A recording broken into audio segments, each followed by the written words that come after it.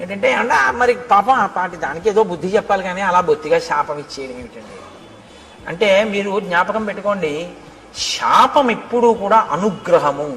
శాపవాక్కు అందరూ శాపానుగ్రహము అంటారు. దాని చేత మార్పు తీసుకొస్తారు తప్ప అలాగే పడి ఉండు అని అనరు. ఆ బాధ తెలిస్తే ఆ తరువాతి కాలంలో ఏమవుతాడంటే ఇంకెప్పుడు ఇటువంటి తప్పు పని చేయకుండా లోకానికి ఉపకారం చేస్తాడు. ఇక లోకోపకారం మొదలు పెడతాడు. అవతల వాడి బాధ తన బాధగా స్వీకరించి అవతల వాడికి మాట సాయమో చేతి సాయమో ఏదో ఒక సాయం మొదలు పెడతాడు. ఈ ప్రవృత్తి ఎక్కడ రావాలంటే లోపల దిద్దుబాటు జరగాలి. లోపల దిద్దుబాటు జరగాలి అంటే కొంతకాలం కష్టపడాలి తప్పదు. ఏళ్ళనాటి శని జాతకంలోకి వచ్చిందనుకోండి ఎందుకు భయపడతారు? ఆయన కష్టపెడతాడు. శనైహి శనైహి చరహ మెల్లమెల్లగా వెడుతూ కష్టపెడతాడు. కానీ ఆ కష్టపెట్టడం వల్ల ఏమవుతుందో తెలుసా అండి, గొప్ప పరిణతి వస్తుంది, గొప్ప అనుభవం వస్తుంది. తరువాతి కాలంలో ఆయన కీర్తికి కారణమవుతుంది. అందుకే ఏలినాటి శనిని ఎప్పుడూ దూషించకూడదు. మీరు ఆయన్ని నమస్కారం చేసి ప్రార్థన చేస్తే ఆయన దాన్ని ఇంకొకలా మారుస్తాడు. ప్రతిరోజు తిరగవలసిన దాన్ని గుడి చుట్టూ తిరగడంగా మారుస్తాడు భక్తి ఇచ్చి. కాబట్టి ఇప్పుడు శాపానుగ్రహం ఎందుకు ఇస్తారు? మార్పు తీసుకురావడం కోసం ఇస్తారు. వెంటనే తనకు అర్థమైంది, అయ్య బాబోయ్ ఇలా ఉండడమా. పడ్డాడు మహర్షి కాళ్ళ మీద. ఇప్పుడు పడన్నాడు, ఇప్పుడు నాకు ఈ శాప విమోచనం అని అడిగాడు. అయితే మారేవు కదా ఇప్పుడే అన్నారు అనుకోండి, ఆ బుద్ధి మళ్ళీ మారిపోతుంది. అందులో ఆ బాధ ఏమిటో తెలియాలి. ఆయన అన్నాడు, యదాచిత్వా భుజౌ రామ త్వాం దహే ద్విజనే వనే తదాత్వం ప్రాప్స్యసే రూపం స్వమేవ విపులం శుభం. నీవు అరణ్యంలో పడి ఉండి ప్రాణుల్ని తింటుంటే ఒకానొకప్పుడు రామచంద్రమూర్తి అరణ్యంలోకి వచ్చి నీ భుజములను తెగనరుకుతారు. ఆ తెగనరికి అరణ్యంలో నిన్ను కాల్చేస్తారు. ఎందుకంటే ఆ ప్రాణి అలా ఉండిపోవడానికి వీల్లేదుగా, కాల్చబడాలి. సంస్కారం రాముడి దగ్గర ఉన్న గొప్పతనం అదే. మీతో నేను మనవి చేశా. అంత్యేష్టి సంస్కారం చేస్తాడు ఆయన. ప్రాణిని కాల్చేస్తాడు. అంటే చనిపోయినటువంటి ప్రాణిని అలా వదిలిపెట్టి వెళ్ళిపోడు, దానికి అంత్యేష్టి చేస్తాడు. పొద్దున్నే భోజనం చేస్తూ గోపాలకృష్ణ గారు నేను దాని గురించి కాసేపు ముచ్చటించాం. అలా ఎందుకు చేస్తాడండి రాముడు అని ఆయన ఏదో ప్రశ్న వేస్తే చెప్తున్నాను. ప్రతి ప్రాణికి కూడా దేవతలు ఆవహించి ఉంటారు. పాణి చెయ్యి ఉందనుకోండి ఇంద్రుడు ఉంటాడు, వాక్కు అగ్నిహోత్రం ఉంటుంది, కన్ను సూర్యుడు ఉంటాడు. ఇప్పుడు మీరు విడిచిపెట్టి వెళ్ళిపోయారనుకోండి, విడగొట్టాలి మంత్రం చేత. విడగొట్టేసేసి అంటే ప్రత్యేకించి మనుష్య శరీరానికి అయితే, మిగిలిన వాటికైతే ప్రాణ అపాన వ్యాన ఉదాన సమాన నాగ కూర్మ కృకర ధనంజయ దేవదత్తముల్లో ధనంజయం అన్న వాయువు చేసేస్తుంది. మనుష్య ప్రాణికి ఈ దేవతలందరినీ కూడా మంత్రభాగంతో విడతీసేస్తారు. విడతీసి మళ్ళీ ఈ శక్తుల్ని దేవతల్లో కలుపుతారు. కలిపి జడమైపోయి మిగిలిపోయినటువంటి దేహాన్ని అగ్ని యందు దహించేస్తారు. కాబట్టి అది సంస్కారం. అంత్యేష్టి సంస్కారం 16వ సంస్కారం. అన్ని 16 మీద నడుస్తాయి సనాతన ధర్మంలో మనిషి జీవితం. అందుకని షోడశ కళా ప్రపూర్ణుడు చంద్రుడు, షోడశ సంస్కార ప్రపూర్ణుడు మనుష్యుడు. 16వ సంస్కారంగా అంత్యేష్టి జరగాలి. కాబట్టి రాముడు ఎక్కడెక్కడ ఇటువంటి శరీరాలు కనపడ్డా వాటిని ఆయన దహిస్తాడు. అందుకని నువ్వు రాముడి చేత వధింపబడి దహింపబడితే నీ పూర్వరూపం వస్తుంది. ఇక్కడ మీరు ఒక విషయాన్ని కనిపెట్టాలి.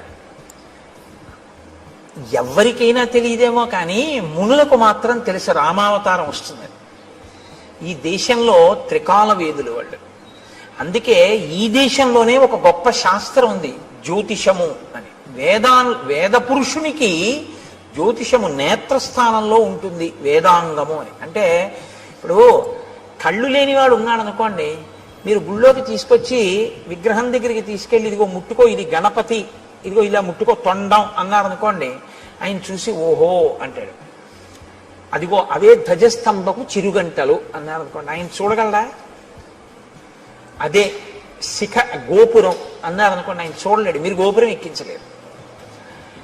దూరంగా ఉన్నది చూడడానికి కన్ను పనికొస్తుంది, కాలంలో వచ్చేదాన్ని లెక్క కట్టడానికి జ్యోతిషం పనికొస్తుంది. అందుకని వేద పురుషుడికి నేత్రస్థానంలో ఉంటుంది జ్యోతిష శాస్త్రం వేదాంగంగా. కాబట్టి మహర్షులు త్రికాల వేదులు, వాళ్ళకన్నీ తెలుసు ఏం జరగబోతోందో. కాబట్టి వాళ్ళు రాబోయే రామావతారాన్ని లెక్కలోకి తీసుకున్నాడు ఆయన. తీసుకుని రామావతారం వచ్చి రాముడు అడవికి వచ్చాక రాముడి చేతిలో నీ చేతులు ఖండింపబడి నీ దేహము దహింపబడితే నీకు మళ్ళీ యథారూపం వస్తుంది. కాబట్టి రామ ఇందుకు నీ సంతోషించాను, నా చేతులు నరికేవాడు వచ్చాడని. ఎవడో నరికాడా, రాముడే నరికాడా? అందుకు అడిగాను. కాబట్టి రామ, నేను ఎవరు పూర్వం అంటే శ్రియోమాం మధ్యమం పుత్రం ధనుం నామ్నాచ దానవం ఇంద్రకోపాదిదం రూపం ప్రాప్తమేవం రణాజిరే. నేను శ్రీ అనబడేటటువంటి వాని యొక్క మధ్యమ పుత్రుడైన ధనువు అనబడేటటువంటి పేరున్నవాడిని. నాకు స్థూల శిరస్కుడు అనబడేటటువంటి ఋషి శపిస్తే నేను అక్కడతో ఊరుకోలేదు. ఆ రూపం వచ్చే లోపల నేను బ్రహ్మగారి గురించి ఘోరమైన తపస్సు చేశాను. బ్రహ్మగారు ప్రత్యక్షమై అన్నాడు, దీర్ఘాయుష్మాన్ భవ అన్నాడు. అని ఆయన వెళ్ళిపోయాడు. వెళ్ళిపోయిన తర్వాత నా అహంకారం ఏమైందో తెలుసా? నేను దీర్ఘాయుష్మంతుడిని, నన్ను ఇంద్రుడు ఏం చేస్తాడు? ఇంద్రుడి మీదకి యుద్ధానికి వెళ్ళాను. వెళ్తే ఇంద్రుడు ఏం చేశాడో తెలుసా? ఆయన ఒక చమత్కారమైనటువంటి మనిషి. ఆయన ఏం చేశాడంటే, ఒక్కసారి నా తలకాయని తన వజ్రాయుధం పెట్టి ఓ దెబ్బ కొట్టి ఈ తలకాయని కడుపులోకి దింపేశాడు. నా 2 కాళ్ళని పొట్టలోకి తోసేశాడు. తోసేస్తే తలకాయ లేదు, కాళ్ళు లేవు, మనిషిని మాత్రం బతికున్నాను. పైగా అన్నాడు తోసేసి, పితామహవచ సత్యం తదస్థితి మమాబ్రవీత్. పితామహుడైన బ్రహ్మగారు నీకు దీర్ఘాయుష్ ఇచ్చాడు, చంపేను, పడుండన్నాడు. అప్పుడు నేనన్నాను, అయ్య బాబోయ్, పితామహుడు ఇచ్చాడు వరం, బానే ఉంది. అహంకారంతో నేనేదో సాధించాననుకున్నవి ఇలాగే వస్తాయి తిరిగి. కాబట్టి వినయంతో చేసినవి, భక్తితో చేసినవి ఉద్ధరిస్తాయి, కానీ అహంకృతితో చేసినవి పనికొచ్చేవి కావు. చిట్ట చివరికి వచ్చి ఇలాగే కట్టి కుడుపుతాయి. కాబట్టి నేనన్నాను, నాకు పితామహుడు దీర్ఘాయుష్మంతుడు అన్నాడు నిజమే. కడుపుకి ఆకలోటి ధర్మం కదా ప్రాణికి. ఇప్పుడు నాకు తలకాయ లేదుగా, కాబట్టి నోరు లేదుగా, కానీ కడుపు ఉందిగా, తినాలిగా. వెళదామంటే కాళ్ళు లేవుగా, ఏం తిని బతకను అని అడిగాను. అడిగితే ఆయన ఏం చేశాడో తెలుసా? ఏవముక్తస్తు మే శక్రో బాహు యోజనమాయతౌ ప్రాదాదాస్యంచమే కుక్షౌ తీక్షణ దంస్త్రం అకల్పయత్. నాకు పెద్ద పెద్ద కోరలు పెట్టి, నా గుండెల దగ్గర కన్ను పెట్టి, నాకు యోజనమంత పొడుగైన చేతులిచ్చి, నువ్వు బతకవలసింది దీర్ఘాయుష్మంతుడవై బతికుండడానికే తప్ప అంతకన్నా ఎందుకురా నువ్వు బతికుండి నువ్వేం చేయాలి లోకానికి? అని నీ చేతులతో తడువుకు తింటుంటూ పడుండన్నాడు. అంటే దారుణమైన జన్మ ఏదో తెలుసా అండి? తినడానికి బతికే జన్మ కదండి. ఇప్పుడు అంతిమంగా తీర్పు ఎక్కడికి వచ్చింది? ఆయన దీర్ఘాయుష్మంతుడు దేనికి? తింటాడు, బతుకుతాడు. ఎందుకు బతుకుతాడు? తినడానికి బతుకుతాడు, అంతే. ఎక్కడికి వెళ్ళడం, ఏమీ చెయ్యడం, ఈశ్వరుడి గురించి ఏమీ తెలుసుకోక్కర్లేదు, ఓపిక ఉన్నా ఏమీ చేయక్కర్లేదు. ఓపిక ఉన్న రోజుల్లో భోగాలకి, పెద్దవాడైపోయిన తర్వాత ఉన్న ఓపిక ఎక్కడ పోతుందో అని ఈశ్వరుడి దగ్గరికి వెళ్ళడం. మీరు లోకం పోకడ ఎలా ఉంటుందో తెలుసా అండి? ఇప్పుడు ఎందుకండి అంటాడు. ఏమండి రామాయణానికి వెళ్ళొద్దాం ఏంటి అన్నాడు అనుకోండి ఎవడైనా. ఏంటండి ఇప్పటి నుంచి రామాయణం అవన్నీ? మరి ఎప్పుడండి అని మీరు అడిగారు అనుకోండి, రిటైర్ అయిపోయాక. రిటైర్ అయిపోయిన తర్వాత కూడా నువ్వు ఉంటావని ఎవరన్నా రాసిచ్చారా నీకు బాండ్ పేపరు?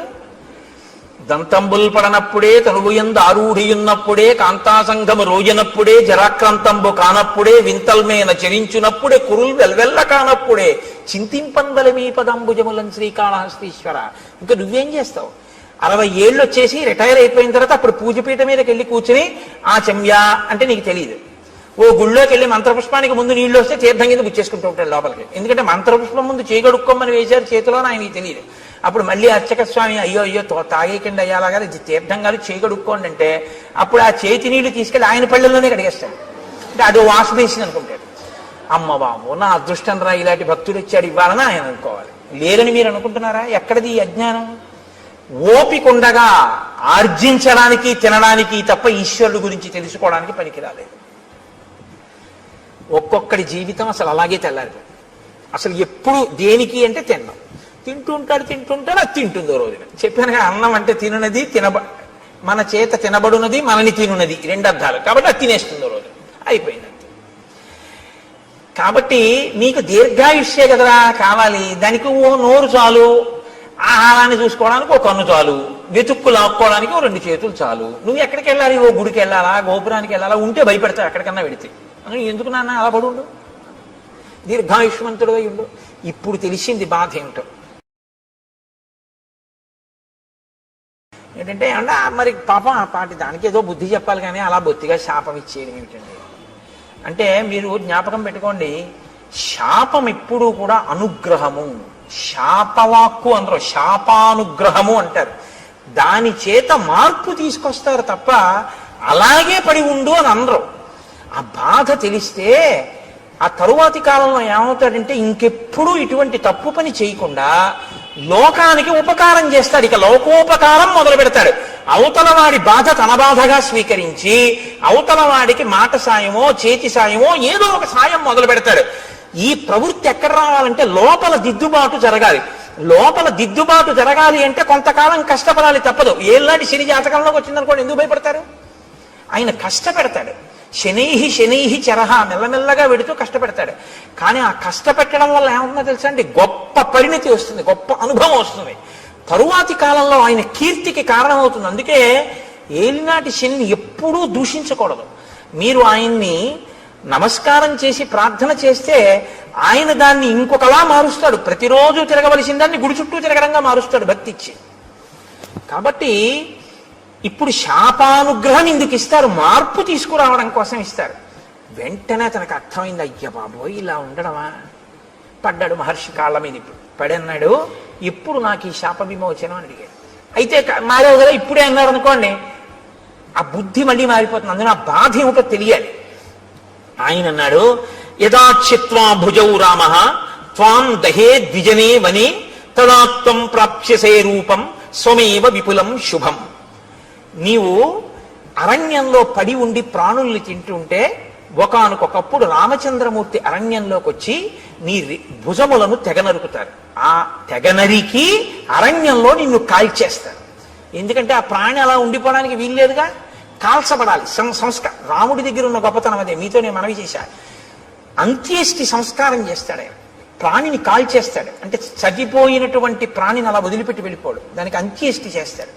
పొద్దున్నే భోజనం చేస్తూ గోపాలకృష్ణ గారు నేను దాని గురించి కాసేపు ముచ్చటించాం. అలా ఎందుకు చేస్తాడండి రాముడు అని ఆయన ఏదో ప్రశ్న వేస్తే చెప్తున్నాను. ప్రతి ప్రాణికి కూడా దేవతలు ఆవహించి ఉంటారు. పాణి చెయ్యి ఉందనుకోండి, ఇంద్రుడు ఉంటాడు. వాక్కు అగ్నిహోత్రం ఉంటుంది. కన్ను సూర్యుడు ఉంటాడు. ఇప్పుడు మీరు విడిచిపెట్టి వెళ్ళిపోయారనుకోండి, విడగొట్టాలి మంత్రం చేత. విడగొట్టేసేసి, అంటే ప్రత్యేకించి మనుష్య శరీరానికి అయితే, మిగిలిన వాటికైతే ప్రాణ అపాన వ్యాన ఉదాన సమాన నాగ కూర్మ కృకర ధనంజయ దేవదత్తముల్లో ధనంజయ ఉన్న వాయువు చేసేస్తుంది. మనుష్య ప్రాణికి ఈ దేవతలందరినీ కూడా మంత్రభాగంతో విడతీసేస్తారు. విడతీసి మళ్ళీ ఈ శక్తుల్ని దేవతల్లో కలుపుతారు. కలిపి జడమైపోయి మిగిలిపోయినటువంటి దేహాన్ని అగ్ని యందు దహించేస్తారు. కాబట్టి అది సంస్కారం. అంత్యేష్టి సంస్కారం 16వ సంస్కారం. అన్ని 16 మీద నడుస్తాయి సనాతన ధర్మంలో మనిషి జీవితం. అందుకని షోడశ కళా ప్రపూర్ణుడు చంద్రుడు, షోడశ సంస్కార ప్రపూర్ణుడు మనుష్యుడు. 16వ సంస్కారంగా అంత్యేష్టి జరగాలి. కాబట్టి రాముడు ఎక్కడెక్కడ ఇటువంటి శరీరాలు కనపడ్డా వాటిని ఆయన దహిస్తాడు. అందుకని నువ్వు రాముడి చేత వధింపబడి దహింపబడితే నీ పూర్వరూపం వస్తుంది. ఇక్కడ మీరు ఒక విషయాన్ని కనిపెట్టాలి. ఎవరికైనా తెలియదేమో కానీ మునులకు మాత్రం తెలుసు రామావతారం వస్తుంది. ఈ దేశంలో త్రికాల వేదులు వాళ్ళు. అందుకే ఈ దేశంలోనే ఒక గొప్ప శాస్త్రం ఉంది, జ్యోతిషము అని. వేద పురుషునికి జ్యోతిషము నేత్రస్థానంలో ఉంటుంది, వేదాంగము అని. అంటే ఇప్పుడు కళ్ళు లేనివాడు ఉన్నాడు అనుకోండి, మీరు గుళ్ళోకి తీసుకొచ్చి విగ్రహం దగ్గరికి తీసుకెళ్ళి ఇదిగో ముట్టుకో, ఇది గణపతి, ఇదిగో ఇలా ముట్టుకో తొండం అన్నారు అనుకోండి, ఆయన చూసి ఓహో అంటాడు. అదిగో అవే ధ్వజస్తంభకు చిరుగంటలు అన్నారు అనుకోండి, ఆయన చూడగలరా? అదే శిఖ గోపురం అన్నారు అనుకోండి, ఆయన చూడలేడు. మీరు గోపురం ఎక్కించలేరు. దూరంగా ఉన్నది చూడడానికి కన్ను పనికొస్తుంది, కాలంలో వచ్చేదాన్ని లెక్క కట్టడానికి జ్యోతిషం పనికొస్తుంది. అందుకని వేద పురుషుడికి నేత్రస్థానంలో ఉంటుంది జ్యోతిష శాస్త్రం వేదాంగంగా. కాబట్టి మహర్షులు త్రికాల వేదులు, వాళ్ళకన్నీ తెలుసు ఏం జరగబోతోందో. కాబట్టి వాళ్ళు రాబోయే రామావతారాన్ని లెక్కలోకి తీసుకున్నాడు ఆయన. తీసుకుని రామావతారం వచ్చి రాముడు అడవికొచ్చాక రాముడి చేతిలో నీ చేతులు ఖండింపబడి నీ దేహము దహింపబడితే నీకు మళ్ళీ యథారూపం వస్తుంది. కాబట్టి రామ, ఇందుకు నీ సంతోషించాను, నా చేతులు నరికేవాడు వచ్చాడని. ఎవడో నరికాడా? రాముడే నరికాడా? అందుకు అడిగాను.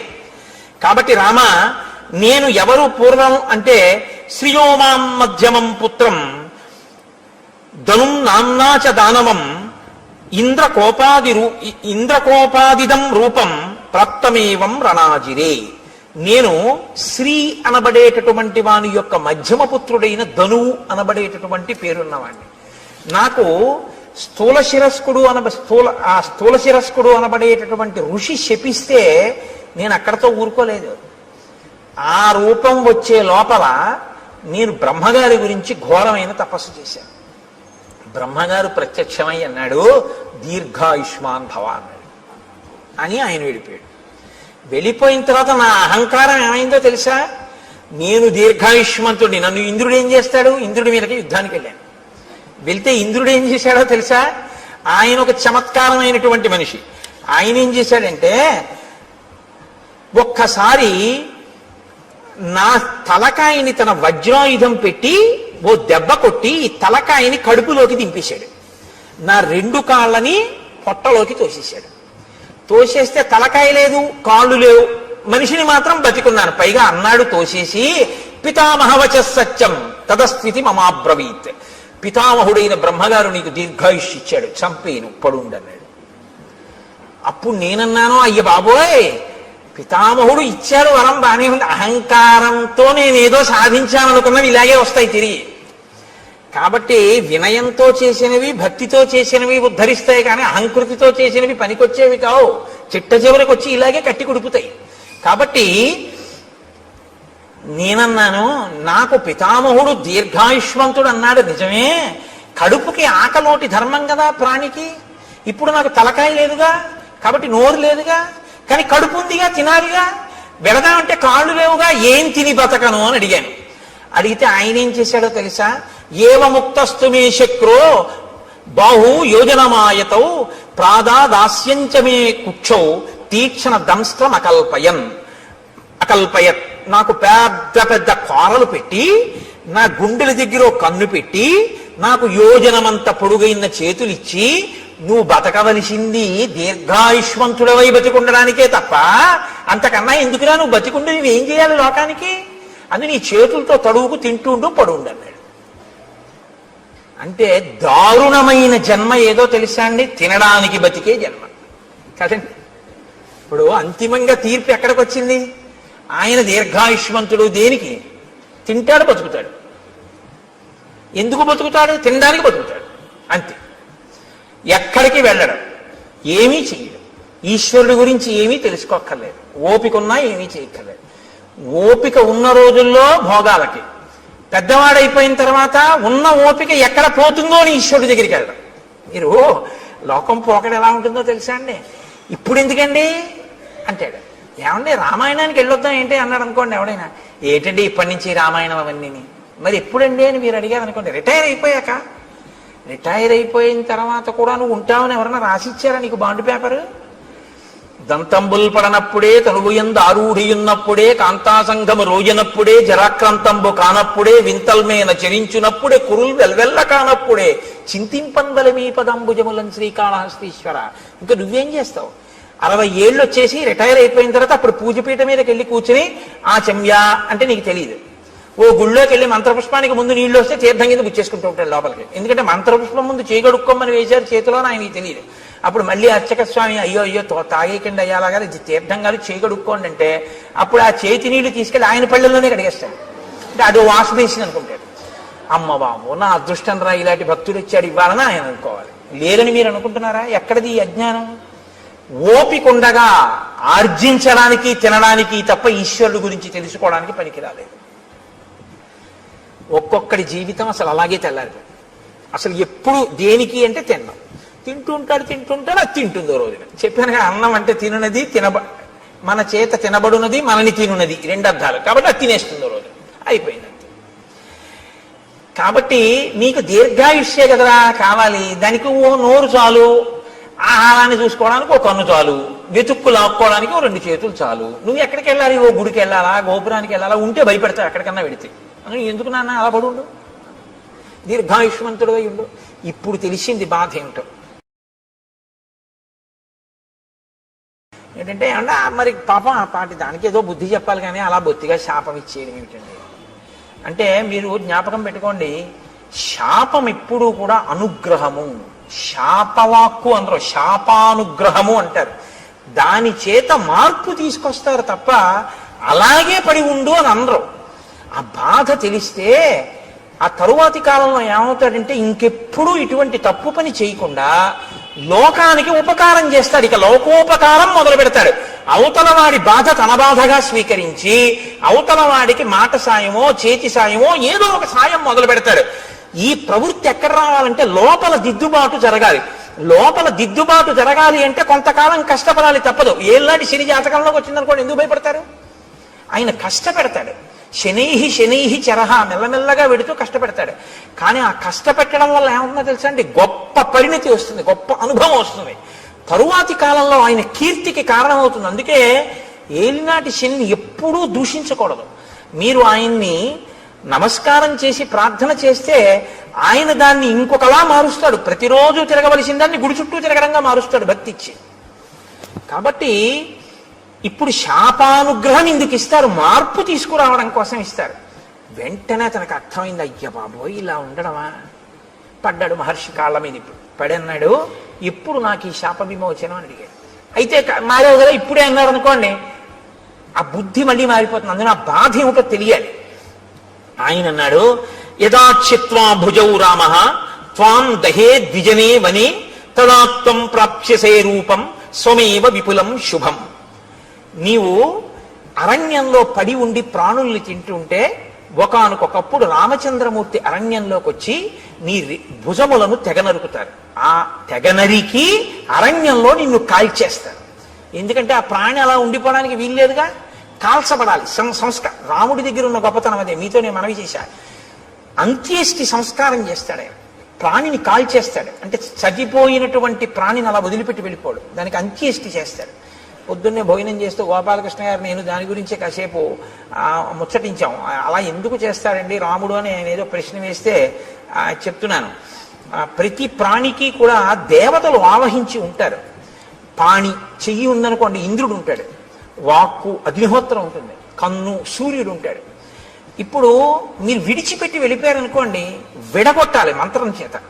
విడగొట్టేసేసి, అంటే ప్రత్యేకించి మనుష్య శరీరానికి అయితే, మిగిలిన వాటికైతే ప్రాణ అపాన వ్యాన ఉదాన సమాన నాగ కూర్మ కృకర ధనంజయ దేవదత్తముల్లో ధనంజయ ఉన్న వాయువు చేసేస్తుంది. మనుష్య ప్రాణికి ఈ దేవతలందరినీ కూడా మంత్రభాగంతో విడతీసేస్తారు. విడతీసి మళ్ళీ ఈ శక్తుల్ని దేవతల్లో కలుపుతారు. కలిపి జడమైపోయి మిగిలిపోయినటువంటి దేహాన్ని అగ్ని యందు దహించేస్తారు. కాబట్టి అది సంస్కారం. అంత్యేష్టి సంస్కారం 16వ సంస్కారం. అన్ని 16 మీద నడుస్తాయి సనాతన ధర్మంలో మనిషి జీవితం. అందుకని షోడశ కళా ప్రపూర్ణుడు చంద్రుడు, షోడశ సంస్కార ప్రపూర్ణుడు మనుష్యుడు.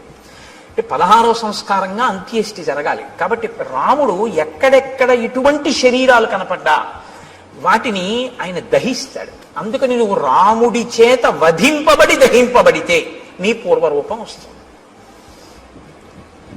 ఇక్కడ మీరు ఒక విషయాన్ని కనిపెట్టాలి.